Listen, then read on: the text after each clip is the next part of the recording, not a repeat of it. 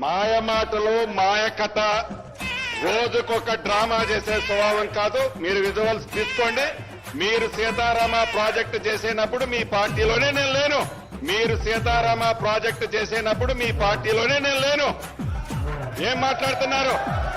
మళ్ళీ చెప్తున్నా, మీరు ఏ ప్రాజెక్టు కట్టినా మీరు గుండె మీద చేసుకొని గుండె మీద చేసుకొని చెప్పండి. హరీష్ రావు గారు 65 సంవత్సరాలు పరిపాలించిన ఏ పార్టీలకి రాని ఆలోచనతో గోదావరి నీరు వృధాగా పోతుంటే ఆ గోదావరి నీటిని ఈనాడు ఈ ఉమ్మడి ఖమ్మం జిల్లాకి సీతారామ ప్రాజెక్టు ద్వారా సుమారు 13,000 కోట్లు ఖర్చు పెట్టి సీతారామ ప్రాజెక్టు ద్వారా సుమారు 13,000 కోట్లు ఖర్చు పెట్టి 9,75,000 ఎకరాలని సాగుకు తీసుకొచ్చే ఒక బృహత్తరమైన ప్రాజెక్టుని శంకుస్థాపన చేయడం కాదు, పైపులు మోటార్లు కొని గట్టు మీద పెట్టడం కాదు, యుద్ధ ప్రాతిపదికన రాబోయే 2-2.5 సంవత్సరాలు పూర్తి చేసే కార్యక్రమాన్ని ఈనాడు ఈ రాష్ట్ర ప్రభుత్వం పెద్దల కేసీఆర్ గారి నాయకత్వంలో చేపట్టడం జరిగింది.